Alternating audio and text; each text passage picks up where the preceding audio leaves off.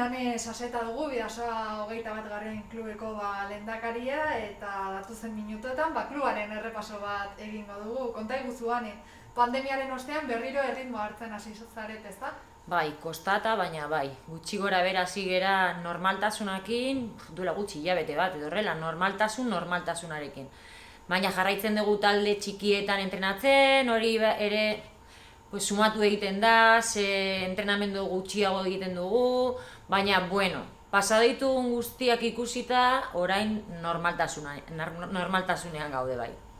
Etxean itxita egon ginen bitartean, zuen kasua bereziki komplikatu izan zen, ez? Azken finean beste kirolariek etxean ala moduan entrenatzeko aukera dute, baina mundu guztiak etxean igerilekua ez duen ez, zuen kasuan komplikatuagoa izan zen, ez da? Nahiko komplikatua, saiatu egiten ginen, Skypeen bidez edo Zoomen bidez edo horrela, taldeka, pizkategin, ariketa egin eta hori, baina azkenean gure kirola igeri egitea da, eta metroak sartzea, eta urarekin kontaktuan egotea, eta hori ezinezko izan zen. Etenaldi horren ostean ezakit kirolarientzat erraxa izan ote den berriro entrenamendu edo txapelketa errutina honetara itzultzea.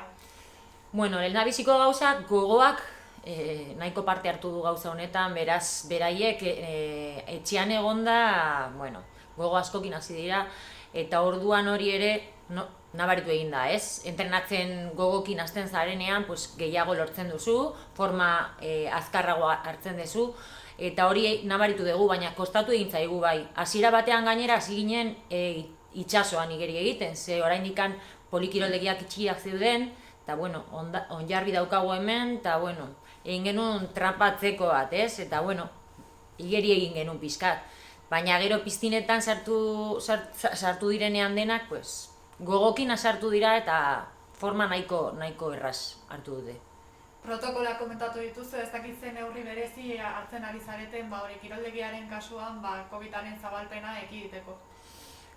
Protokolo berezi bat daukagu guretzako, usuarioak direnak ez daukatenak. Talde bakoitza entrenadorea kanpoan itxoiten du eta temperatura hartzen dugu. Gero 6 taldetetan entrenatu egiten dute, kale bakoitzean bakarrik 6 pertsona sartu daiteke. Bereziki hori, bestuarioan baita ere, normalean denak batera sartzen dira eta arropa guztia dago hortikan tirata, baina orain sartzen dira 4-3 bestuarioan eta beste guztia juten dira beste bestuario batera, eta neurri desente hartu ditugu, eta behintzat oraingoz, eta ukituko dut, dena ondo junda.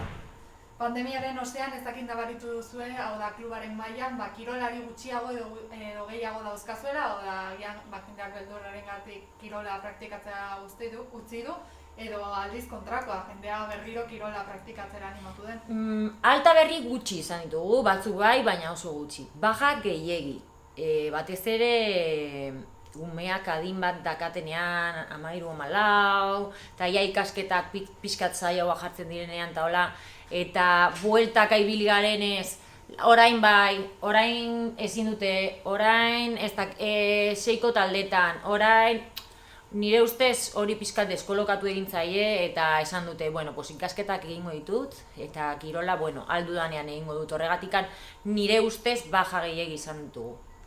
Eta zentzu horretan, martxoa gutxienez, txapelketarekin hasi duzue, bai waterpoloan, zein igeraketari dagokionez, ezta? Konta iguzu pixka bat.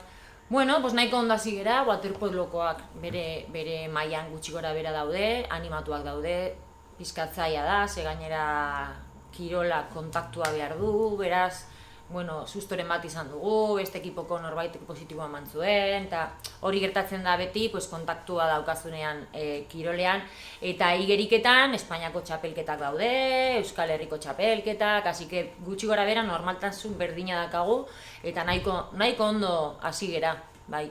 Eta zuen instalakuntzei dagokienez, ez dakit datozen aste edo hilabeteetan zehar, bertan txapelketa berezirik antolatzeko asmoa duzuen edo? Bai, asteburu honetan badakagu konpetizioa, eta datorren astean txikientzako beste konpetizio bat egingo dugu, beraz, instalazioetan baita ere guk parte hartzen dugu eta antolatu egiten ditugu. Ikusten dugu beraz, Bidasoa 21. klubaren jarduera ez dela eten, zentzu horretan ere, azken portu zein hartaleku kiroldegien gestioaz arduratzen zarete, azken momentu hauetan gatazka apuru bat sortu da gai honen inguruan, ez da? Bai, bueno, gatazka dazkago, udaletxeakin, baina, bueno, nire ustez ja pixkat eseri egin gara, eta nire ustez pixkanaka beraiek esfortzu bat egiten, eta gu baita ere nire ustez lortuko dugula akordio bat, eta bientzako ona izango dela suposatzen dut.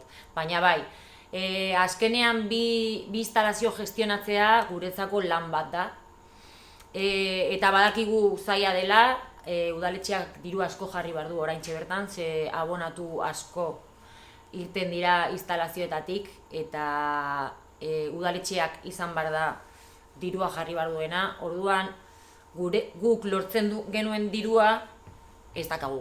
Beraz, Bidasoa 21 diru hori gabe arrisku serioan zegoen. Baina, bueno, beraiekin hizketan, nire ustez zerbait gehiago lortu dezakegu.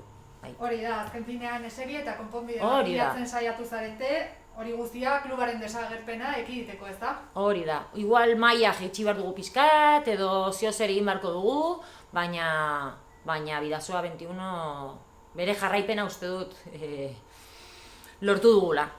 Azken finean, Bidasoa 21. kluba, bai handiko kluba da, eta hirian honelako klub bat desagertzea, ondorio nahiko nabariak utziko lituzke, ez? Bai. Azken finean kirolari kopuru handia duzue, baita entrenatzaile kopurua, ez dakit. Hori da, entrenatzaile kopuru asko, ume asko, familios asko, azkenean jende asko mugitzen dugu klubean. Eta bai, eskepena bat izango litzateke, ez bakarrik, eta ez bakarrik jentzak daukagun historiagatik da dena, ez? Oso pena handia da, ez? Pandemia honengatik honelako klub bat desagertzea. Eta ja maitzeko ikusi dugu aurreko hilabeteetan zehar egin duzuen lana nahiko handia izan dela, ez dakit nola begiratzen duzuen klubetik datozien hilabeteetara edo zeintzuk diren zuen planak? Bueno, oraingoz denboraldia jarraitu egiten dugu normal, ea jaisten diren kasuen arabera, pixkat moldatu egin behar gera, kasuak gehiago jaisten baldin badira, txikiak ja hasi daitezke konpetizioetan, beraz ja dena normaltasunean egongo litzateke, baina denbora da abuztuan bukatzen da, eta saiatuko gera abuztu arte lan talan ibili, eta ea dena ondo ateratzen den. Primeran, klubaren pausoak gertotik jarraituko ditugu, eskerrik asko. Eskerrik asko zuei.